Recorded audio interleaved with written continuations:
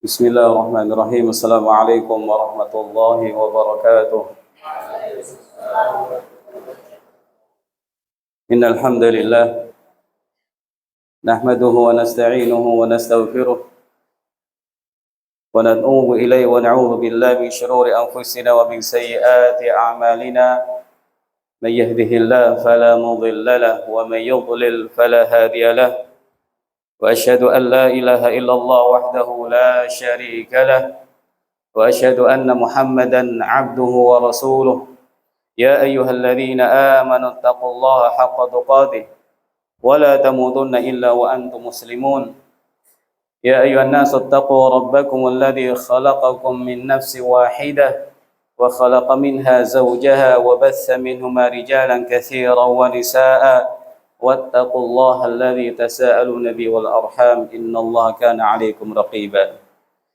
يا أيها الذين آمنوا اتقوا الله وقولوا قولا سديدا يصلح لكم أعمالكم ويغفر لكم ذنوبكم ومن يطع الله ورسوله فقد فاز فوزا عظيما. أما بعد فإن أصدق الحديث كتاب الله وخير الهدي هدي محمد صلى الله عليه وسلم وشر الأمور محدثاتها وكل محدثة بدعة وكل بدعة ضلالة وكل ضلالة في النار. أما بعد أيها الحضور الكرام رحمكم الله. Alhamdulillah, mari kita bersama-sama bersyukur kepada Allah Subhanahu wa taala atas nikmat-nikmat yang selalu melimpah pada diri kita. Nikmat-nikmat yang banyak, terutama nikmat-nikmat agama, nikmat hidayah kepada sunnah, nikmat Islam, nikmat iman, nikmat duduk di majelis ilmu, nikmat mengamalkan sunnah, nikmat-nikmat besar yang lain. Sehingga seorang hamba menjadi hamba yang baik, hamba yang bisa beribadah kepada Tuhan yang Rabbnya Allah Subhanahu wa taala. Ayyuhal hudhur kiram rahimakumullah. Pada kesempatan kali ini kita akan kembali melanjutkan untuk membaca bersama kitab Syarah Fadhul Islam, kitab Fadhul Islam karya Syekh Muhammad Ibn Abdul Wahhab rahimahullahu taala. Kitab yang berjudul Keutamaan Agama Islam. Kita sudah sampai pada bagian ketujuh ya, yang berbicara tentang bahaya perkara yang disebut dengan bid'ah. Di awal-awal pembahasan, penulis rahimahullahu ta'ala sudah menyampaikan bahwa Islam itu sempurna, disempurnakan oleh Allah Subhanahu wa ta'ala. Kemudian pembahasan selanjutnya kita diberi pengertian bahwa Islam itu ketundukan kepada Allah, taat kepada Allah Subhanahu wa ta'ala, taat kepada Nabi sallallahu alaihi wasallam. Kita juga beritahu tentang kewajiban masuk Islam, dan pembahasan sebelumnya adalah penulis rahimahullah membawakan bab tentang kewajiban masuk Islam secara keseluruhan dengan membawa ayat ya ayyuhalladzina amanu dkhulu fis-silmi kafah. Wahai orang beriman, masuklah ke dalam Islam secara kafah, fi jami' syara'i', pada seluruh ajaran-ajarannya. Nah, pembahasan ini tentu sangat berhubungan dengan pembahasan sebelumnya. Kita diperintahkan Allah Ta'ala untuk masuk Islam dengan menerima seluruh ajarannya, yang pokok ataupun yang cabang. Semuanya adalah hak, semuanya adalah baik, dan semuanya kita diperintahkan untuk mengamalkannya. Kalau demikian, berarti kita dilarang untuk meninggalkannya. Berarti kita juga dilarang untuk mengada-ngada amalan di dalam agama Islam ini. Syariat Islam sudah disempurnakan, sudah sempurna, maka tidak butuh tambahan. Apa saja yang kita butuhkan untuk beribadah kepada Allah, keyakinan apa saja yang penting buat kita, semuanya sudah dijelaskan oleh Nabi kita Muhammad sallallahu alaihi wasallam. Rasul yang memiliki sifat rahim, penyayang kepada kaum mukminin. Rasul yang ingin semua manusia itu dapat hidayah. Rasul yang sedih kalau ada orang tidak mau beriman kepada beliau atau tidak patuh kepada beliau sallallahu alaihi wasallam. Kembali kepada pembahasan kita sekarang. Muallif rahimahullah taala mengatakan babu maja'annal bid'ata asyaddu minal kabairi. Bab tentang hal-hal yang menunjukkan bahwa bid'ah itu lebih buruk daripada dosa-dosa besar. Pertama-tama mari kita fahami dan kita sadari bahwa kata-kata bid'ah yang menyampaikan adalah Nabi Shallallahu Alaihi Wasallam. Beliau berbicara tentang bid'ah. Beliau sampaikan kata-kata bid'ah. Dan ketika beliau menyampaikannya dalam rangka memperingatkan umat dari bahayanya. Beliau sampaikan bid'ah setelah beliau menyampaikan tentang sebaik-baik petunjuk, yaitu petunjuk beliau sallallahu alaihi wasallam. Wa khairul hadi hadi Muhammad sallallahu alaihi wasallam. Sebaik-baik petunjuk adalah petunjuk Nabi kita sallallahu alaihi wasallam. Kemudian beliau menyampaikan lawannya, sesuatu yang buruk yang beliau sebut dengan al-bid'ah. Wa syarrul umuri muhdatsatiha wa muhdatsatuha wa kullu muhdatsin bid'ah wa kullu bid'atin dhalalah. Ini poin yang penting untuk difahami bahwa kata-kata bid'ah disampaikan Nabi SAW dalam syariat, dalam hadis, dalam rangka untuk memperingatkan umat ya. Nah, bid'ah itu apa? Ihdatsun fid din. Melakukan sesuatu yang baru dalam masalah agama. Bukan masalah dunia. Masalah dunia silahkan berinovasi. Silahkan menggabungkan makanan ini dengan makanan yang lain. Bahan ini dengan bahan yang lain. Tapi untuk agama serahkan kepada yang menentukan syariat. Allah Subhanahu wa taala yang disampaikan melalui Nabi Muhammad sallallahu alaihi wasallam.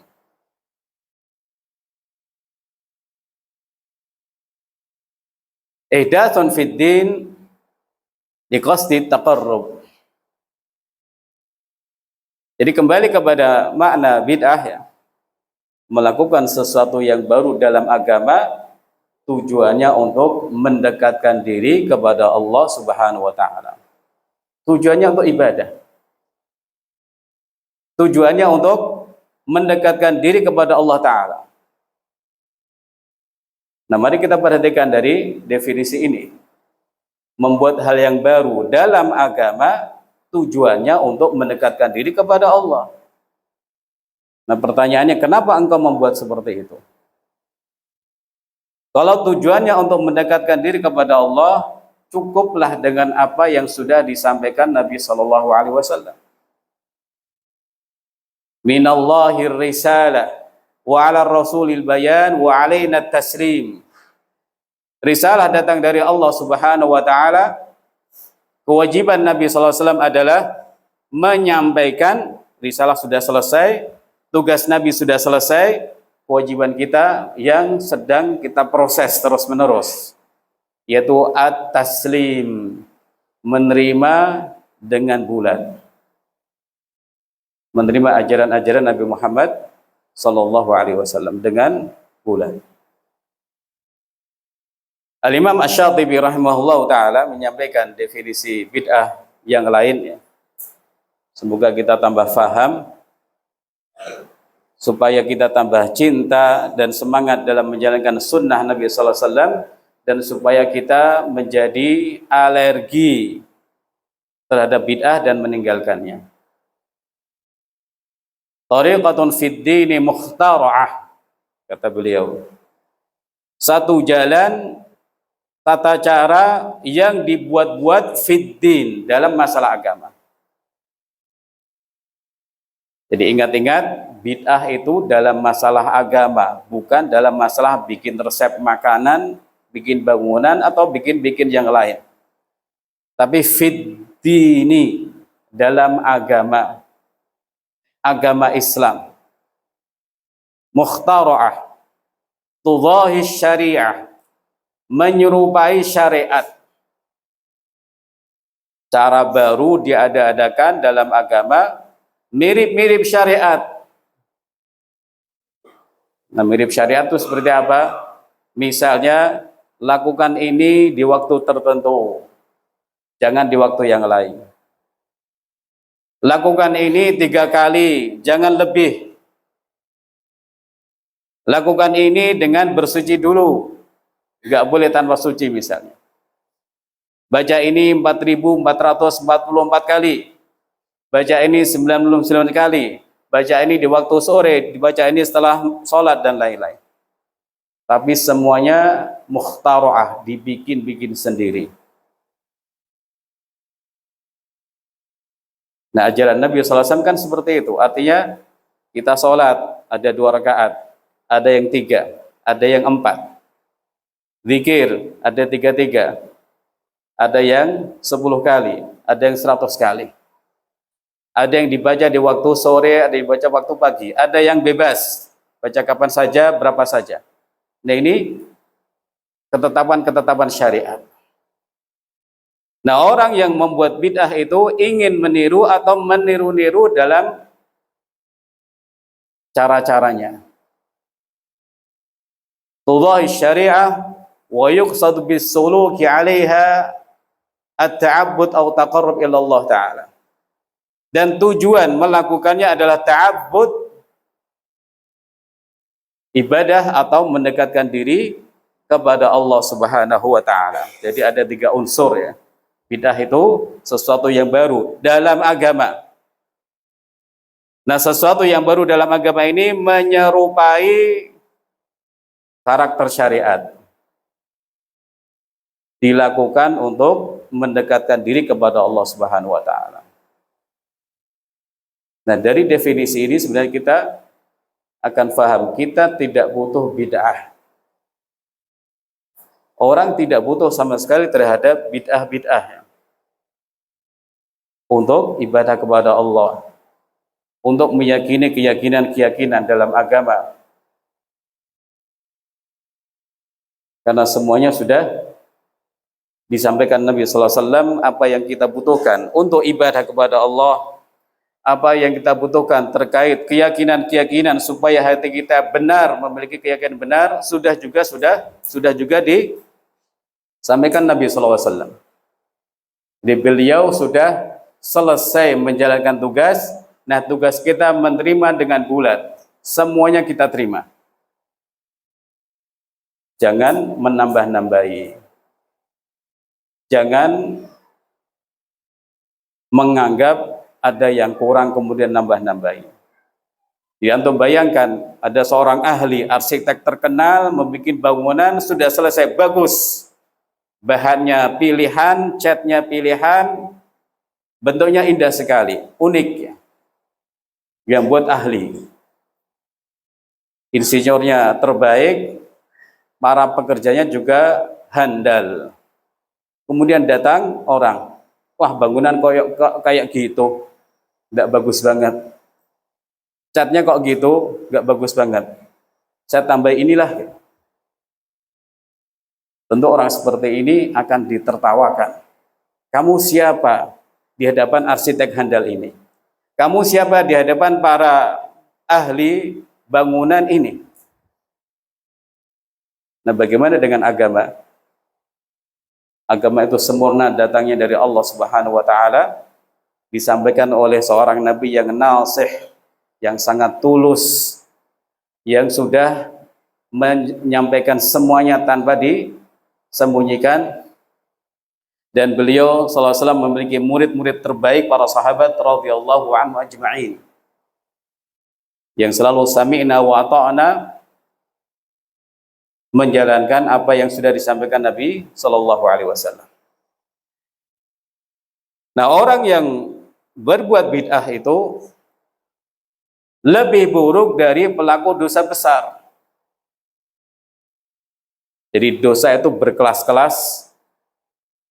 Kelas paling buruk, paling tinggi kufur dan syirik, kemudian kelas bawahnya bid'ah, kelas bawahnya kabair, dosa-dosa besar. Nanti ada dosa kecil dan seterusnya. Nah, kenapa syirik dan kufur itu dosa paling besar? Karena ada unsur memusuhi Allah Ta'ala dan Rasulnya Sallallahu Alaihi Wasallam. Makanya orang kafir disebut musuh-musuh Allah. Nah, kelas di bawahnya apa? Al-bid'ah yang sekarang dibahas. Kenapa bid'ah itu ada di bawah kekufuran dan kesyirikan? Karena di situ ada unsur mukhalafah kepada Rasul, menyelisih atau menentang Rasul, melanggar petunjuk Rasul. Kemudian dhararnya, bahayanya pun akan menyebar. Bukan hanya dilakukan oleh si pelakunya, tapi juga nanti bisa diikuti oleh orang-orang lain. Bukan hanya dilakukan oleh si penggagasnya, tapi bisa dilakukan orang lain, dan jumlahnya bisa banyak. Jadi dhararnya besar. Di situ ada unsur melanggar dakwah Nabi sallallahu alaihi wasallam. Nabi mengatakan A, dia mengatakan enggak, saya B aja. Nabi menjelaskan A, B, C, D, dia mengatakan enggak, saya F. Ditambah-tambahi. Ketika orang melakukan F atau B tadi, yang A akan ditinggalkan nanti. A, B, C, D akan ditinggalkan otomatis. Karena dia akan lebih suka melakukan yang dianggap baik menurut hawa nafsunya sebenarnya. Jadi saya ulangi, bid'ah itu lebih buruk. Kenapa? Dampak buruknya itu menyebar banyak. Kemudian ada unsur melanggar dakwah Nabi sallallahu alaihi wasallam, dan orang ini nanti akan mendakwahkan atau menyebarkan bid'ahnya kepada orang lain. Akibatnya sunnah Nabi sallallahu alaihi wasallam akan terbengkalai, akan tidak dikenal oleh orang. Tentu ini satu tindakan yang buruk. Mestinya orang menyebarluaskan sunnah Nabi sallallahu alaihi wasallam, menomorsatukan sunnah Nabi sallallahu alaihi wasallam untuk didakwahkan, disebarkan dan disampaikan, tapi dia enggak ini saja. Nah, biasanya kenapa bid'ah itu menyebar? Karena sunnahnya kurang menyebar di tengah masyarakat. Sunnah Nabi sallallahu alaihi wasallam kurang diajarkan di tengah masyarakat. Ayyuhal hudur rahimakumullah. Ini di antara alasan kenapa bid'ah lebih buruk ya. Ulama lain menyebutkan bid'ah lebih buruk ditinjau dari dua sisi, perbuatannya dan pelakunya. Dari perbuatan bid'ah, ketika ada bid'ah, di situ ada makna mengkritisi syariat, mengomentari syariat, mengatakan syariat itu kurang, butuh disempurnakan. Apa penyempurnaannya? Bid'ah yang saya buat ini, bid'ah yang dia buat itu. Tentu ini tindakan yang buruk. Walaupun orang itu tidak mengakui, enggak. Tapi inilah makna orang yang, tindakan orang yang berbuat bid'ah tadi. Menganggap ada unsur yang kurang dalam syariat yang dibawa Nabi Shallallahu Alaihi Wasallam, kemudian dia datang menyempurnakannya. Sementara dari sisi pelaku, orang yang melakukan bid'ah itu memandang bid'ahnya bagian dari agama, bagian dari ajaran agama, menganggap dia berada di atas kebenaran. Nah, sekarang kita bandingkan dengan pelaku dosa besar. Pelaku dosa besar, minum khamr misalnya, apakah menganggap dirinya sedang beribadah? Tidak. Apakah dia sedang menganggap dirinya dalam keadaan baik? Enggak juga. Apakah dia menganggap mencuri atau minum khamr itu bagian dari agama? Juga tidak. Ini di antara hal atau poin yang menunjukkan bid'ah itu lebih buruk dari dosa besar. Pelaku dosa besar tahu itu buruk, tapi kemudian hawa nafsunya mengendalikan dia, kemudian terjumus ke dalam dosa-dosa besar tadi. Tapi dia tidak pernah menganggap dosa besarnya bagian dari agama. Dia tidak pernah menganggap dirinya sedang ibadah kepada Allah dengan dosa besarnya itu. Beda dengan bid'ah tadi. Ini para santri terutama mari dipahami dengan baik. Bid'ah itu lebih buruk dari dosa-dosa besar dari melalui alasan-alasan tadi dan alasan lain disampaikan oleh ulama. Saya kira cukup ya untuk menjelaskan kenapa bid'ah disebut lebih buruk dari dosa-dosa besar. Nanti penulis akan membawakan dalil-dalil dari Quran ataupun hadis. Kita lihat perkataan atau penjelasan Syekh Shalih Fauzan hafizahullah taala. Fal bid'u syarrun wa aluha ahlu dhalal wa hiya tuharibu sunana. Bid'ah itu buruk-buruk, keburukan. Dan orang-orang yang melakukannya adalah orang-orang sesat. Bid'ah itu melawan atau memerangi sunnah. Ini akan tambah ketika orang disebut jangan lakukan itu karena itu bid'ah, dia akan melawan, tidak bid'ah. Justru dia bisa menganggap yang sunnah itu adalah perkara baru atau yang aneh, atau bahkan dianggap sebagai tanda atau ciri orang sesat. Itu bahayanya.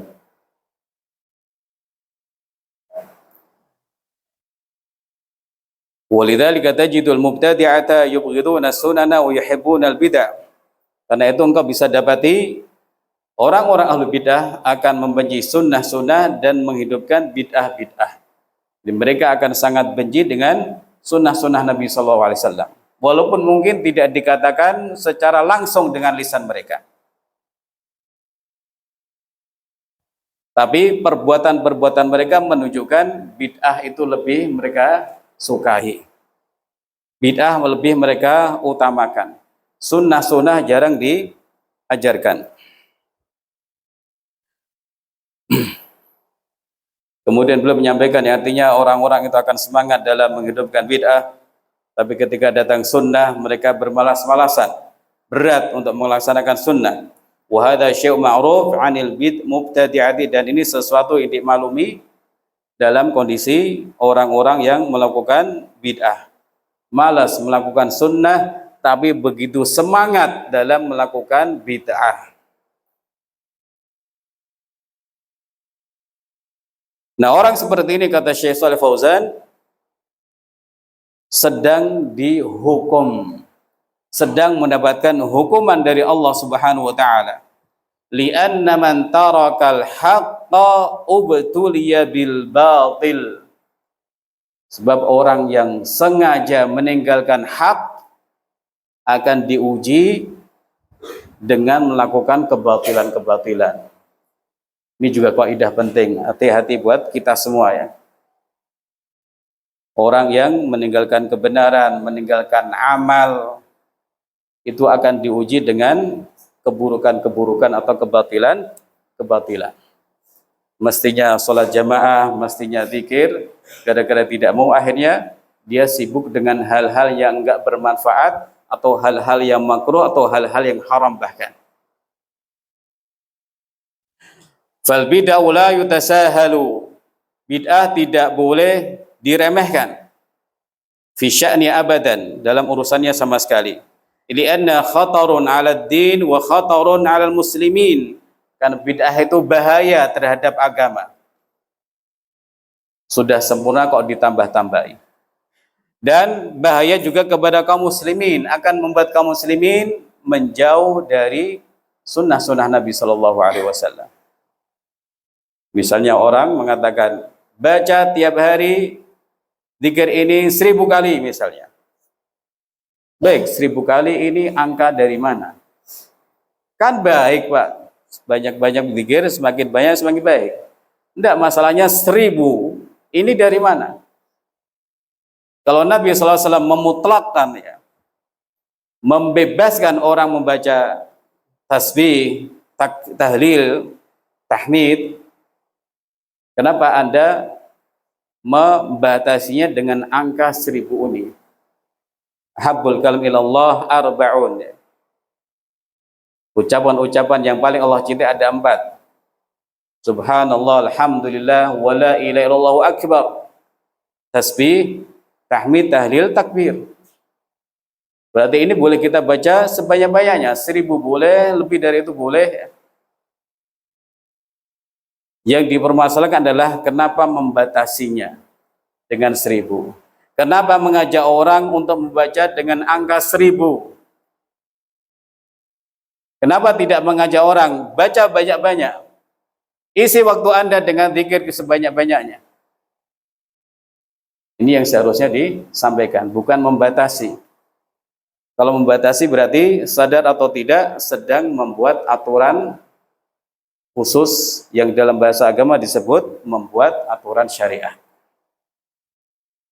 Wa biha yazulud dinu syai'an fa syai'an, dengan bid'ah ini, gara-gara bid'ah ajaran agama akan hilang sedikit demi sedikit dan diganti dengan bid'ah. Inilah yang diinginkan syaitan kepada Bani Adam, supaya meninggalkan ajaran hak yang datang dari Nabi Muhammad sallallahu alaihi wasallam. Nah, kemudian Syekh juga menyampaikan sesuatu yang menarik. Tsumma inna ba'dahum aw katsiran minhum lahum matami' fi hadhil umur. Jadi sebagian yang melakukan bid'ah itu atau kebanyakan dari mereka punya cuan dalam bid'ah-bid'ah tersebut, menghasilkan, mendatangkan uang, mendatangkan, menggerakkan bisnis, misalnya menggerakkan roda ekonomi, matami' dunyawiyah. Ramai orang datang, ramai orang ngasih fulus dan lain-lain. Maka sebagian orang akan berat meninggalkan bid'ah walaupun salah ya. Walihada qala rahimahullah, oleh karena itu penulis Syekh Muhammad Ibn Abdul Wahhab rahimahullah menulis bab ma ja'anal bid'ata asyaddu minal kabair. Bid'ah itu lebih buruk daripada dosa-dosa besar. Ini kembali kepada penjelasan menurut kelasnya ya. Tidak menurut satu persatu dari dosa besar. Jadi yang ditinjau adalah kelas dari perbuatan pelanggaran itu, bahwa bid'ah itu lebih tinggi bahayanya dari dosa besar. Tapi kalau ditinjau satu persatu dari dosa besar, ya tentu nanti ada dosa besar yang lebih membahayakan dari bid'ah-bid'ah tertentu. Jadi bid'ah itu ada macam-macam, ada bid'ah yang mukafirah ya, yang kufur ya, bikin orang itu kufur ya, seperti bid'ah Jahmiyah yang menolak nama-nama Allah dan sifat-sifat Allah Ta'ala, atau juga bid'ah Qadariyah yang menafikan takdir Allah Subhanahu wa Ta'ala. Tentu ini kekufuran.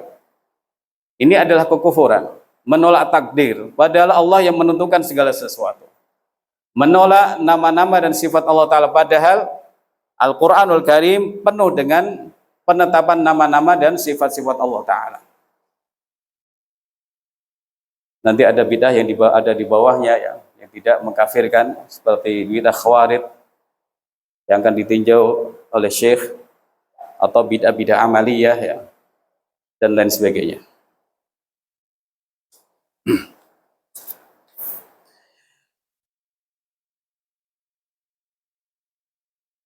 Penulis rahimahullah membawakan ayat liqaulihi ta'ala innallaha la yaghfiru an yushraka bihi wa yaghfiru ma duna dzalika liman yasha.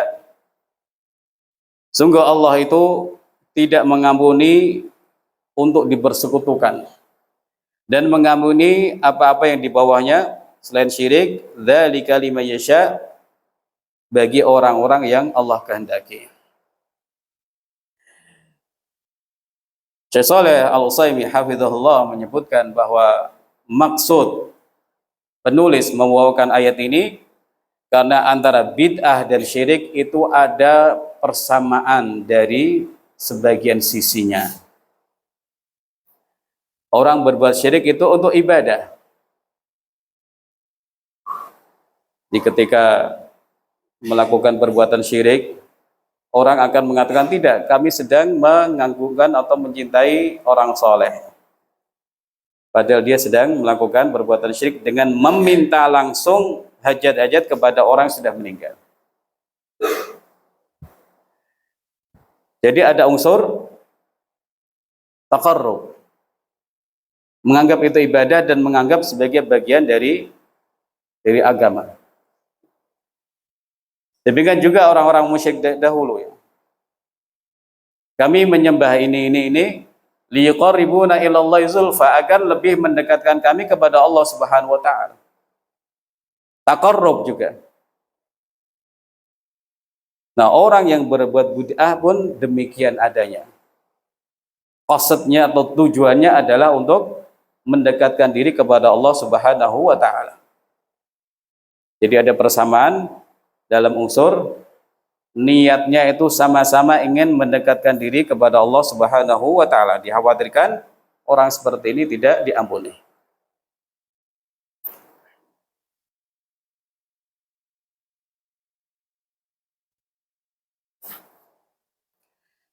Dalil kedua, wa qawlihi ta'ala faman azlamu mimman iftara 'ala Allah kadhiban liyudhilla an-nasa bighairi 'ilmin. Maka siapakah yang lebih zalim dari orang yang melakukan iftira, dusta kepada Allah Subhanahu wa taala untuk menyesatkan orang tanpa ilmu. Nah, orang-orang yang berbuat bid'ah itu sebenarnya sedang melakukan kedustaan atas nama Allah Ta'ala, demikian juga Rasulnya SAW. Bagaimana? Mereka mengatakan ini termasuk bagian agama. Ini baik. Ini bagus untuk dilakukan. Nah, dia bicara tentang agama. Ini bagus dalam agama kita. Ini baik dalam agama kita. Mari kita lakukan. Berarti sedang bohong. Sedang melakukan pembohongan di hadapan orang atas nama Allah Subhanahu wa taala. Sebab agama itu datangnya dari Allah melalui Nabi Muhammad sallallahu alaihi wasallam. Kita tidak boleh bohong atas nama orang tua, tidak boleh bohong atas nama kepala negara misalnya, tidak boleh bohong atas nama teman kita. Dengan mengatakan misalnya temanku mengatakan barang siapa hafal ini akan dapat hadiah dari dia, padahal nggak pernah ngomong seperti itu. Nggak boleh. Apalagi dusta atau bohong dengan mengatasnamakan Allah Ta'ala. Atau dengan mengatasnamakan ini ada dalam agama Islam. Padahal tidak ada sama sekali dasarnya. Padahal tidak ada sama sekali petunjuknya dari Nabi SAW dan tidak pernah difahami seperti itu oleh para sahabat radhiyallahu anhum ajma'in. Maka tidak ada orang yang lebih zalim daripada orang yang melakukan kedustaan atas nama Allah Subhanahu wa taala.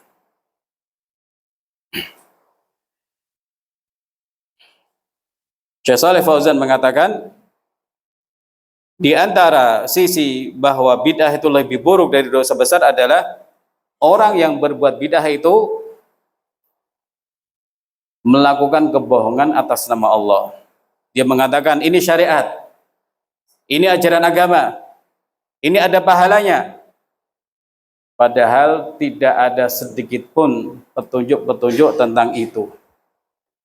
Bukan syariat Allah, bukan dari bagian ajaran Allah, dan juga tidak ada nas dalil yang menunjukkan pahala amaliyah tersebut. Fahuwa yaftari 'ala Allahil kadzib. Maka orang ini sedang berbohong atas nama Allah Subhanahu wa taala. Beda dengan pelaku maksiat. Enggak ngaku seperti itu. Tidak akan mengaku bahwa maksiatnya itu bagian dari agama Allah Subhanahu wa taala. Dalil berikutnya, wa qauli ta'ala liyahmilu awzarahum kamilatan yaumal qiyamah wa min awzaril ladzina yudhillunahum bighairi ilmin ala sa'a ma yazirun. Dan mereka akan menanggung dosa-dosa mereka sempurna pada hari kiamat dan juga dosa-dosa orang-orang yang sudah mereka sesatkan tanpa ilmu. Ingatlah sangat buruk apa yang mereka tanggung.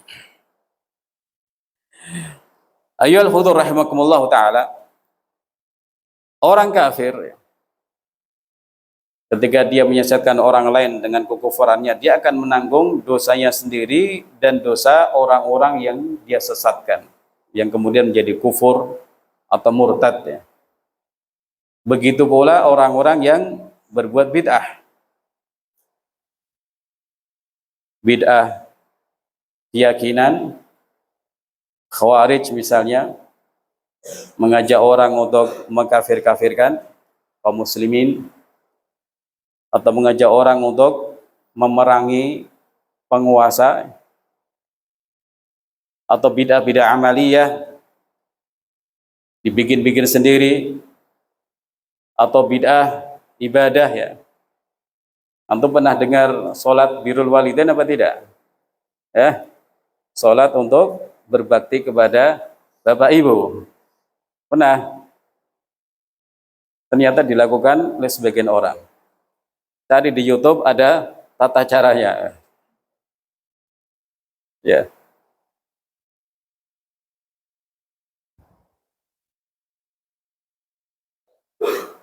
Disebarluaskan. Nah, kalau dicari-cari dasarnya tidak ada. Dan itu tidak masyru' ya. Nah, kelihatannya baik, tapi karena itu bid'ah maka tidak boleh dianggap baik sama sekali. Nah, orang-orang yang mengadakan bid'ah kemudian mengajak orang untuk berbuat bid'ah akan menanggung dosa dia dan dosa orang-orang yang mengikuti. Sebab hakikatnya bid'ah itu juga maksiat. Bid'ah itu juga maksiat. Tapi maksiat yang kelasnya parah ya. Nah, maksiat bertingkat-tingkat, ada yang paling parah syirik kufur kepada Allah atau nifaq i'tiqadi, kemudian bid'ah itu maksiat, dosa besar juga maksiat.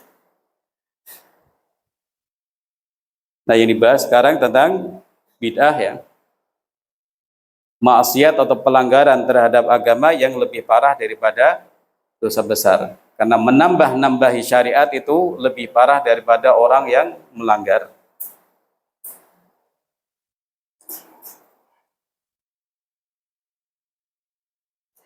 Fahada fi tahdhiru minal bid'ah wa nu yalhaqu sahiba ithmun kabirun akbaru min ismihi fi nafsihi. Dalam ayat ini surah An-Nahl 25 ada peringatan dari perbuatan bid'ah, dan pelaku bid'ah itu akan mendapatkan dosa besar yang lebih besar dari dosanya sendiri, karena ada orang-orang yang mengikuti atau ada orang yang meneladani dia dalam perbuatan bid'ah tersebut gara-gara dia mengajak atau menyebarkannya. Wa fi sahih annahu sallallahu alaihi wasallam qala fil khawarij aina ma laqitum faqtuluhum. Dalil yang lain yang menunjukkan bahwa bid'ah itu lebih parah, lebih berbahaya dari dosa besar adalah perkataan Nabi SAW tentang golongan khawarij. Golongan pertama yang keluar dari Shiratal Mustaqim. Dimanapun kalian berjumpa dengan mereka, faqtuluhum, bunuhlah mereka. Nabi yang penyayang menyampaikan keputusan yang tegas karena bahaya golongan khawarij ini. Suka mengkafirkan kaum muslimin, yang artinya nanti akan membunuhi kaum muslimin, mengebom-ngebom ya. Minat takfir ila tafjir, kata sebagian ulama. Kenapa ada pengeboman ya, di Saudi atau di tempat yang lain? Karena dari benih-benih pemikiran pengkafiran. Lalu mereka kemudian menganggap orang kafir, akhirnya dibomi semua. Nah, zaman dahulu Nabi SAW sudah memperingatkan, kalau ketemu bunuhlah mereka. Jadi mereka memandang remeh masalah darah atau masalah nyawa kaum muslimin. Pernah bertanya kepada sahabat tentang dosa tidak yang membunuh nyamuk ya. Kemudian dibantah atau diluruskan, kamu bertanya tentang dosa nyamuk sementara kamu sedang membunuhi kaum muslimin.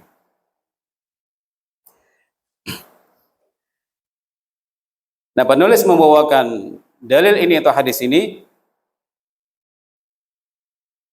karena Nabi SAW tidak pernah memerintahkan untuk membunuh pelaku dosa besar secara khusus. Sementara ini pelaku bid'ah yang besar, Nabi mengatakan aina ma laqitumuhum faqtuluhum. Ketika kalian berjumpa, bunuhlah mereka. Jadi orang yang berbuat dosa besar ya, berbohong misalnya, atau mencuri ya, atau dosa besar yang lain ya, tidak ada nas secara khusus bunuhlah pencuri ya. Bunuhlah pelaku dosa besar ini, kecuali ada sebab-sebab syar'i, dia membunuh ya pantas dibunuh. Jadi ini salah satu poin juga yang menunjukkan buruknya bid'ah, lebih buruk dari dosa-dosa besar.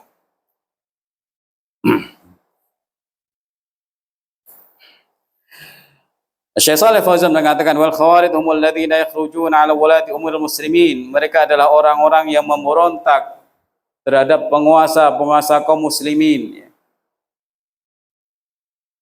Mereka melepaskan diri untuk taat kepada para penguasa kaum muslimin dan kemudian memberontak mereka dengan pedang atau dengan senjata. Wa yukaffirunal muslimin, mengkafirkan kaum muslimin gara-gara dosa besar. Ini diantara keyakinan-keyakinan berbahaya dari orang khawarij. Haula humul khawarij, mereka itulah orang-orang khawarij. Waqad amara an-nabiy sallallahu alaihi wasallam biqatlihim likafi syarrihim wal qada'i ala bid'atihim. Rasul sallallahu alaihi wasallam ya, beliau sosok yang penyayang, sosok yang kasihan. Tapi dalam hal ini beliau tegas memerintahkan agar membunuh orang khawarij agar keburukan mereka bisa dihentikan dan agar bid'ah mereka bisa dilenyapkan. Sebab petunjuk sunnah dan juga petunjuk syariat memerintahkan kaum muslimin untuk mendengar dan taat kepada para penguasa mereka. Karena tunduk taat kepada penguasa itu selama memerintahkan kepada kebaikan ya, itu ada kemaslahatan, ada keamanan, ada kedamaian, ketenangan. Berbeda kalau terjadi pemberontakan, kejadian atau keadaan akan kacau dan akan timbul pertumpahan darah yang banyak.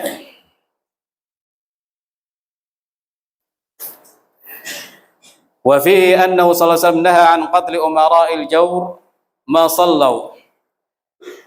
Demikian juga dalil yang lain yang menunjukkan bid'ah itu lebih bahaya dari dosa besar, karena Nabi sallallahu alaihi wasallam melarang membunuh para penguasa yang zalim selama mereka masih mengerjakan sholat.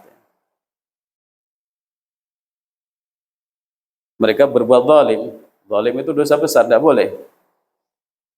Mereka penguasa, tapi Nabi sallallahu alaihi wasallam melarang untuk membunuh mereka, bahkan melarang untuk memberontak kepada mereka. Tetap sholat di belakang mereka, tetap berjihad bersama mereka, wa in jaru, disebutkan dalam akidah Tahawiyah ya. Kaum muslimin berjihad bersama para penguasa walaupun mereka penguasa-penguasa yang tidak baik atau zalim dalam istilah bahasa agama ya. Nah, keburukan mereka kita ingkari dengan cara-cara yang dibenarkan syariat, dengan hati, atau kalau punya akses ya menasihati mereka dengan empat mata atau dengan surat atau yang lain, minta kepada yang dekat untuk menasihati. Itulah kewajiban-kewajiban seseorang untuk menghadapi kemungkaran-kemungkaran yang terjadi di suatu penguasa atau di suatu pemerintahan.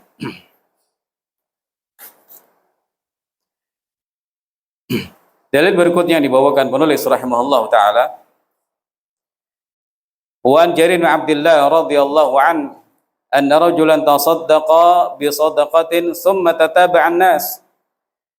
Dari sahabat yang mulia Jarir bin Abdullah radhiyallahu an, ada seseorang yang bersedekah dengan sedekah tertentu, lalu orang-orang mengikuti. Jadi orang ini menjadi pertama, lalu diikuti oleh orang-orang yang lain. Kemudian Nabi sallallahu alaihi wasallam berkomentar, man sanna fil islami sunnatan hasanah falahu ajruha wa ajru man amila biha min ba'di. Barang siapa yang melakukan dalam Islam sunnah hasanah, silakan diperhatikan di sini, sunnah hasanah bukan bid'ah hasanah. Dan contoh amalan yang disampaikan di sini juga amalan yang syar'i, sedekah ya, atau sedekah. Bukan amalan yang mengada-ngada. Dalam Islam tidak. Orang bersedekah, mengawali sedekah, kemudian orang-orang lain mengikuti. Ini kadang-kadang seperti itu. Di masyarakat sebenarnya ada banyak orang tahu tentang satu sunnah, tapi maju mundur untuk melakukannya. Jangan-jangan nanti kalau saya melakukan diomongin, nanti di kata-kata macam-macam. Lalu di antara mereka ada yang melakukannya, menjelaskannya. Akhirnya orang-orang mengikuti, orang-orang mengamalkan.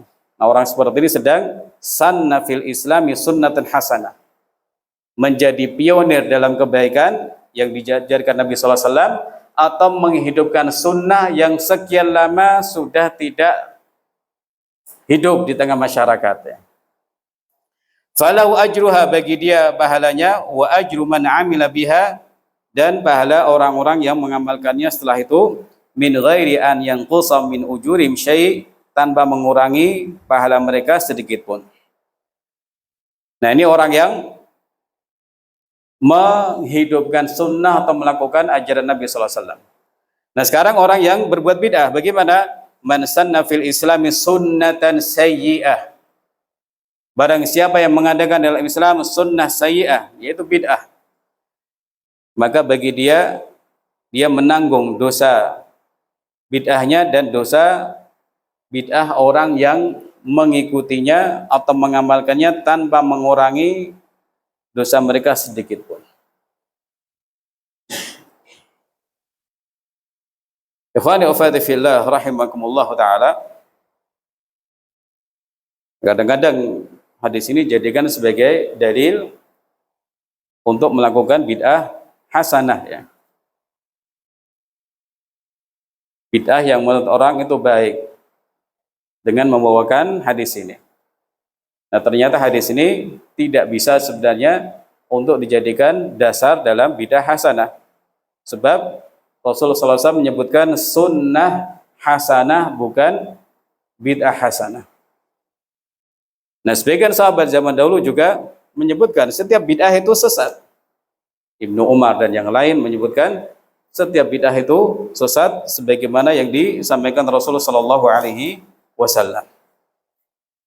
Walau min hadits Abi Hurairah radhiyallahu an wa lafdhuhu man da'a ila hudan thumma qala man da'a ila dhalalah. Kemudian penulis membawakan dalil yang lain yang menunjukkan bahaya orang berbuat bid'ah ya. Yaitu hadis yang di situ ada kalimat barang siapa menyuruh kepada kesesatan, dan bid'ah disebut kesesatan oleh Nabi Muhammad sallallahu alaihi wasallam.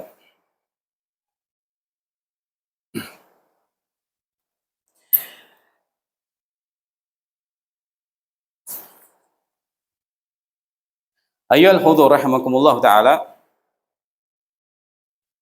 Bab selanjutnya yang disampaikan oleh penulis rahimahullah adalah babu ma ja'a anna Allah tajaza at-taubata an sahibi al-bid'ati. Bab tentang bahwa Allah Ta'ala menghalangi taubat dari pelaku bid'ah.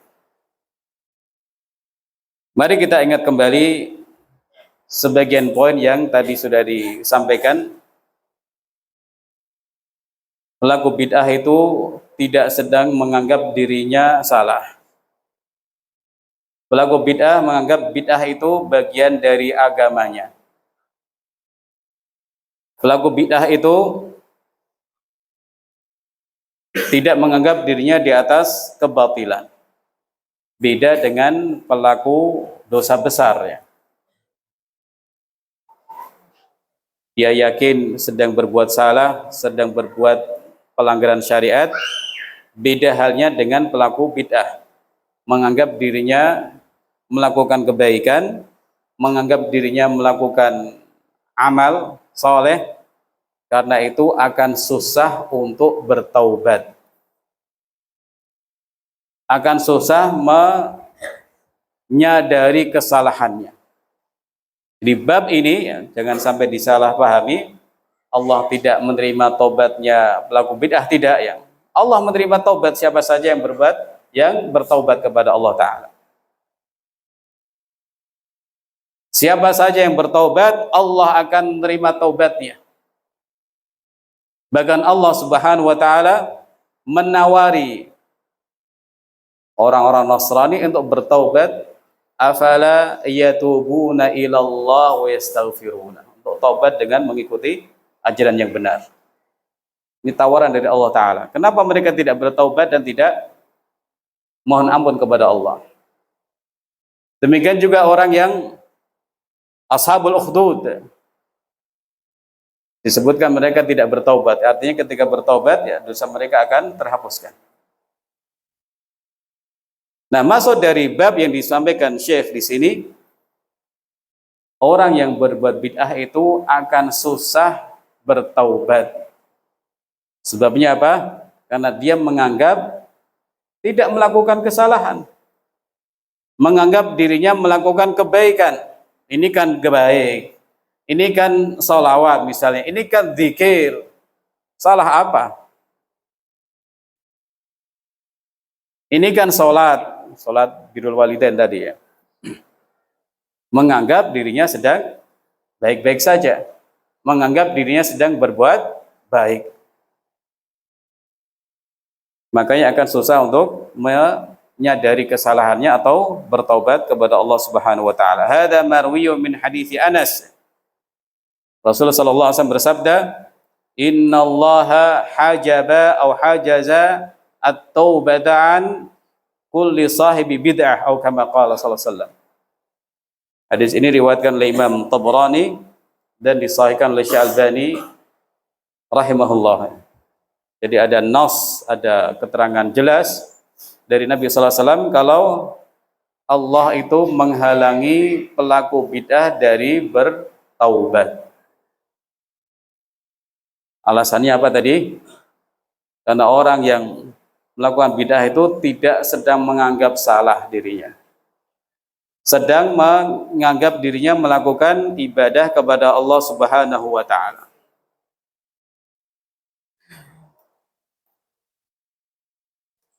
Jadi bab ini juga menjelaskan sisi keburukan yang lain, bahwa bid'ah itu lebih buruk dari dosa besar ya. Pelaku dosa besar akan lebih relatif mudah, akan lebih mudah untuk bertaubat, akan mudah menyesali, atau setidak-tidaknya mengharapkan anaknya tidak menjadi seperti dia. Tapi pelaku bid'ah menginginkan anaknya meneruskan bid'ahnya, kan gitu.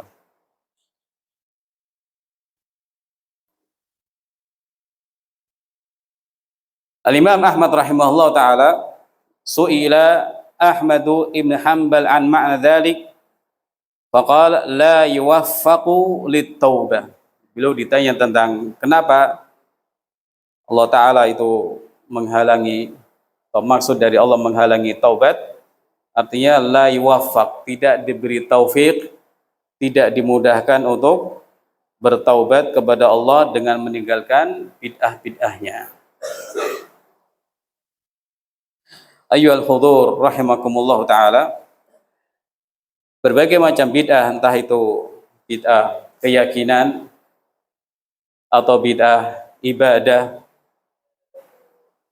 itu akan susah ditinggalkan oleh orang yang melakukannya atau meyakininya karena menganggap itu adalah benar.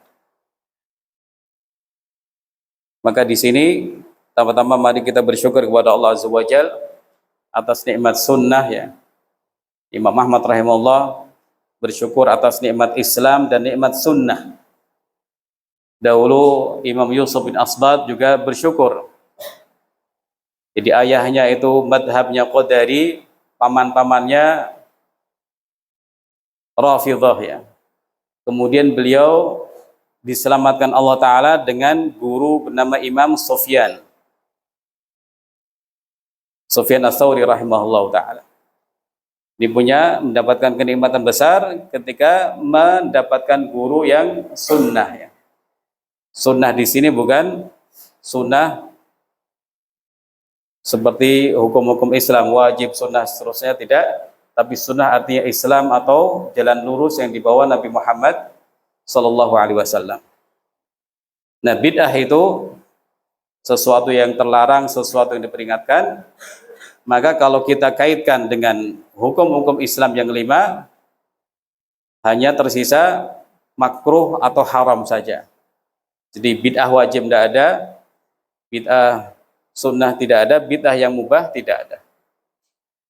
Yang ada hanya makruh atau sesuatu yang diharapkan oleh Allah Subhanahu wa taala.